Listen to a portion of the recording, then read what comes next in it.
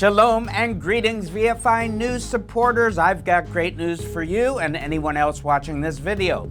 The big news this week is, of course, the visit by Israeli Prime Minister Benjamin Netanyahu to the White House for a historic visit with U.S. President Donald Trump.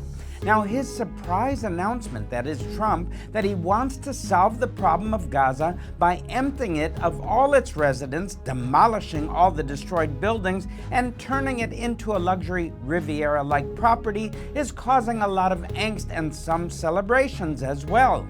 Meanwhile, as I predicted last week, the Saudis are declaring that they won't enter into a normalization agreement with Israel in the absence of a Palestinian state. All that and much more is just ahead on VFI News from Israel.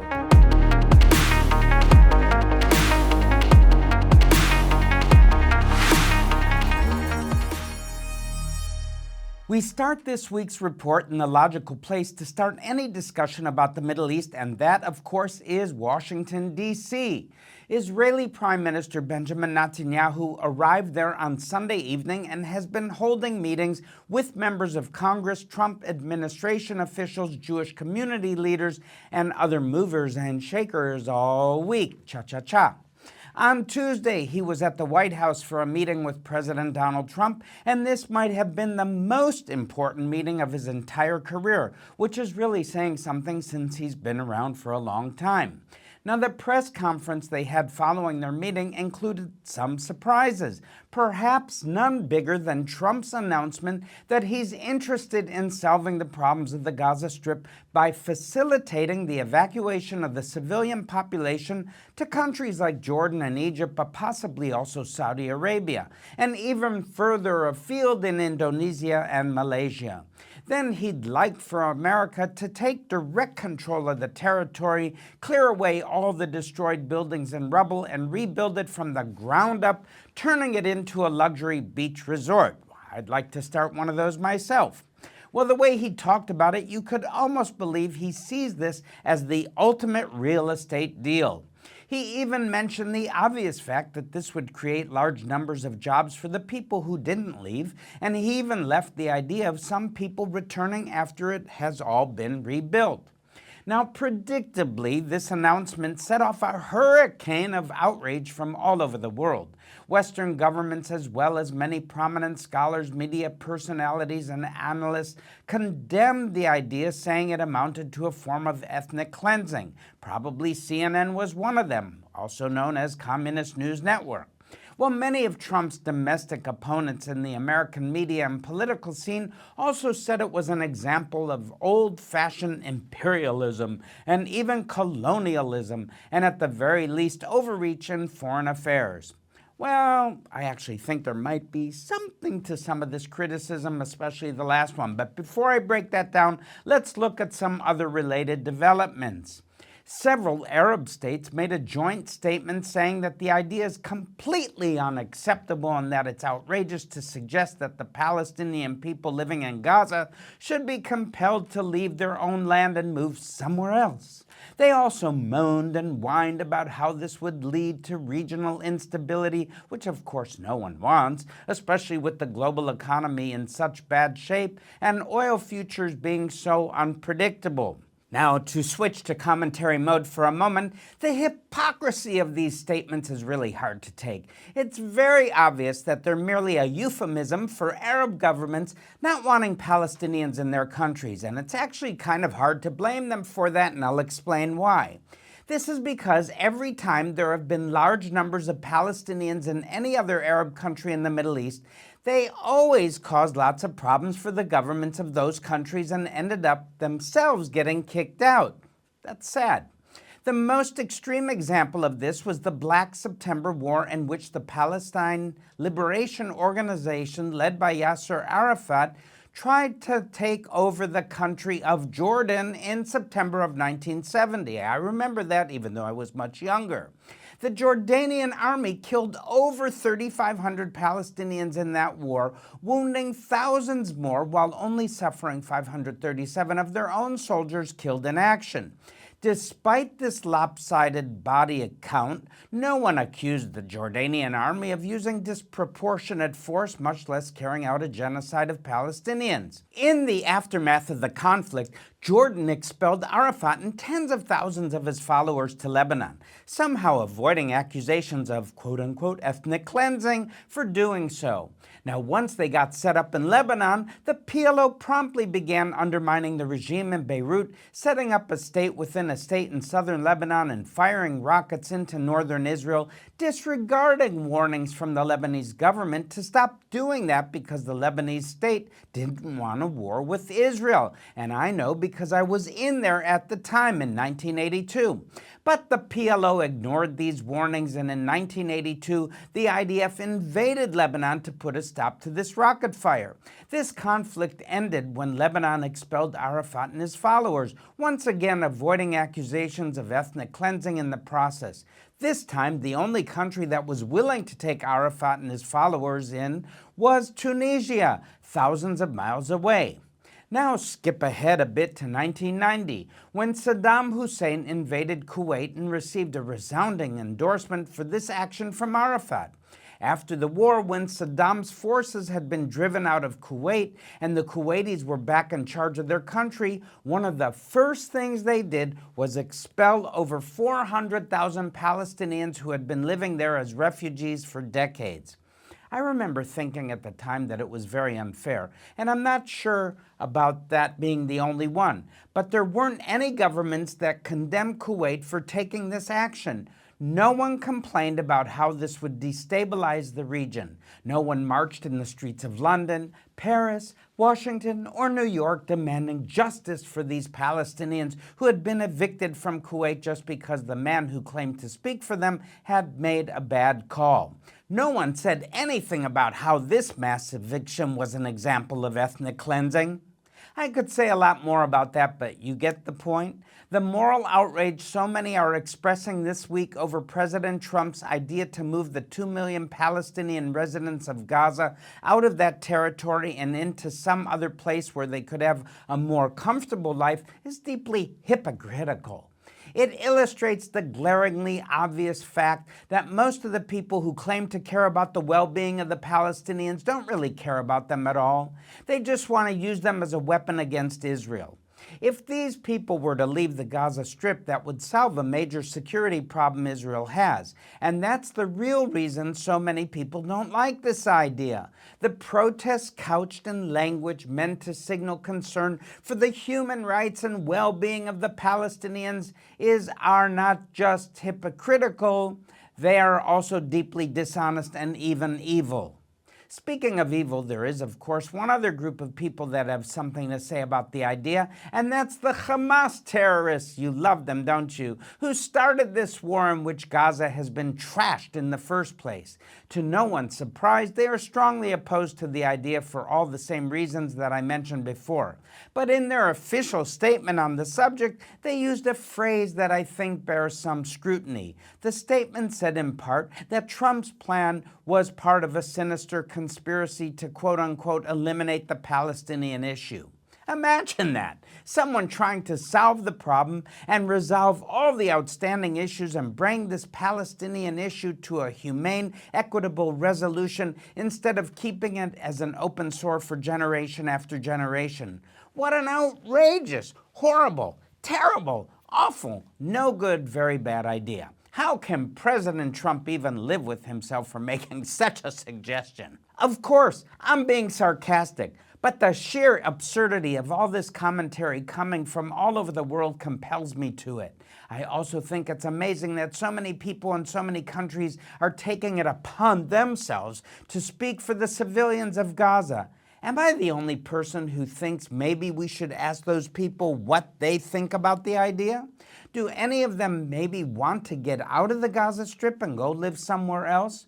Would they see it as an injustice, much less a form of ethnic cleansing?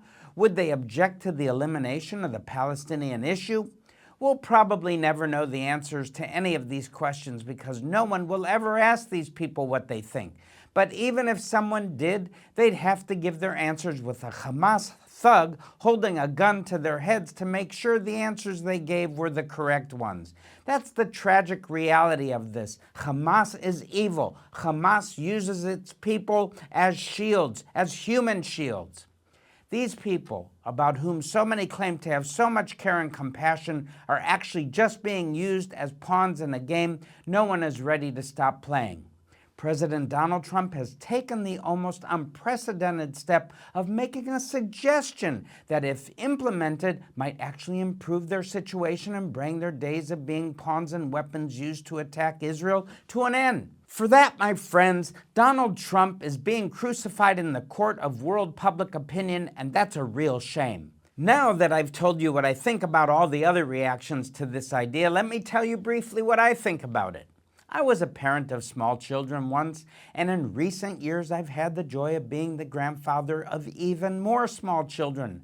And like all small children, these kids sometimes fight each other and argue over a toy they both want to play with. Well, like any good parent and grandparent and referee, I always tried to convince them to stop fighting and share the toy. But most of the time they just continued to fight over it. And that's what I would then take the toy and put it up on top of the refrigerator or hide it somewhere, telling them that since they couldn't find a way to share it, neither one of them would get it. I have a strong suspicion that this is exactly what President Trump is doing with this proposal that the U.S. will take custody of the Gaza Strip. He's basically telling both the Palestinians and the Israelis and everybody else that since they can't seem to find a way to share this space, he's going to take it away from both of the parties so that no one will get it. I don't think he seriously wants to send U.S. troops to take possession of Gaza and try and physically move all the residents there out of the territory. I think he's just talking about doing these things so that Saudi Arabia, Israel, Egypt, Jordan, and all the other regional parties will feel an urgency to come to some realistic solution to the problem. I have no idea if this will work, but since nothing else anyone has ever tried worked either, I think President Trump deserves some great credit for trying to break the impasse.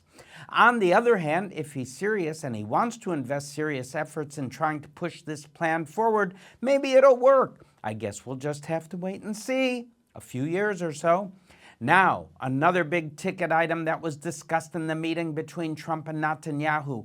I'm talking, of course, about the possible normalization deal between Israel and Saudi Arabia. The Saudis, as I predicted, are saying publicly that they will not sign any normalization agreement with Israel unless a Palestinian state comes into existence. Good luck. This sounds like an ultimatum, but let me tell you about something I read once in a book written by a Saudi prince.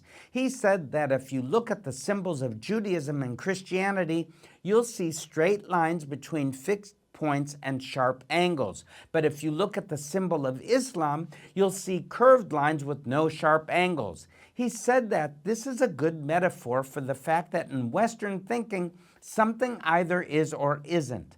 But in Islamic thinking, it's not like that. In Islamic thinking, there are no straight lines, there are no hard angles, and there are no fixed points that never move. So in other words, when I hear an official statement from the Saudi government saying they will definitely not do something unless something happens first, I don't believe this is their final word on the subject.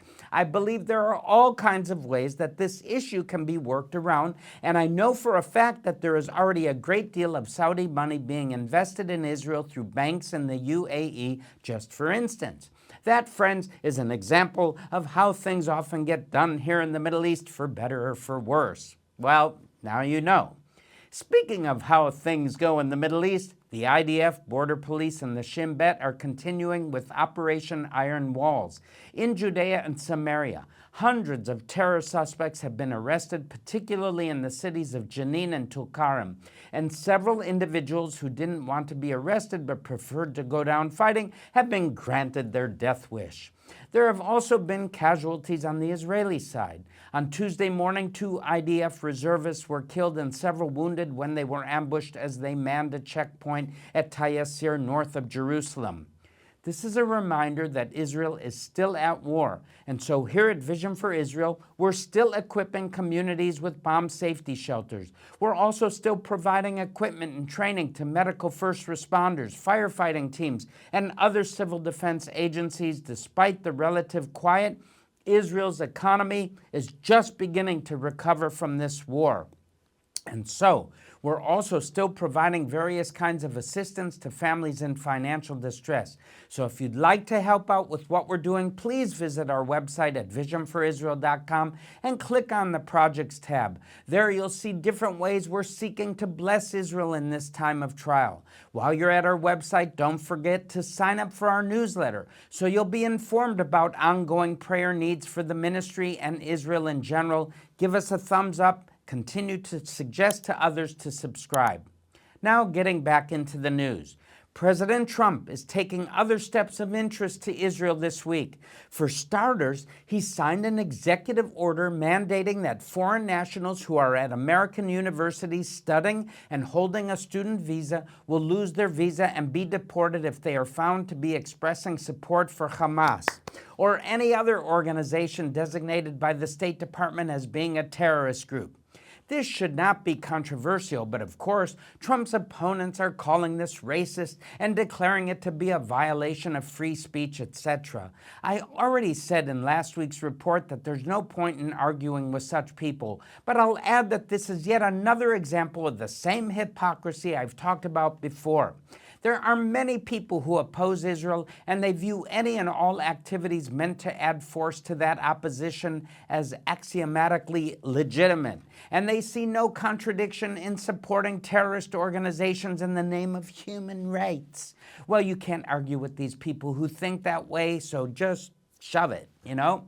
Moving on, Trump also signed executive orders this week reinstating the maximum pressure campaign against Iran's renegade nuclear program. This includes the renewal of economic sanctions, but it must be said that this time those sanctions might not be as effective because China and Russia, as well as possibly India and maybe others, will not be deterred from doing business with Iran because of American sanctions. However, there are other levers that can be pulled and other buttons that can be pushed, and let's not forget that Trump is not averse to using the madman shtick that Richard Nixon was so fond of. I'm not sure Marco Rubio is up to the task of playing a Henry Kissinger type of good cop to Trump's bad cop, but maybe he is, and I like Marco Rubio. Shalom, Marco. That man's off to a great start in his new role as U.S. Secretary of State, and I look forward to seeing what he can do, even though I also find myself missing Henry Kissinger sometimes, and I never thought I'd say that. In any case, President Trump also signed executive orders, bravo, this week that the United States will withdraw from the United Nations Human Rights Council and the United Nations Relief and Works Agency for Palestinian Refugees in the Near East, otherwise known as UNRWA or UNRWA. A few hours later, Israeli Foreign Minister Gideon Sa'ar announced that Israel is also withdrawing from the UNHRC.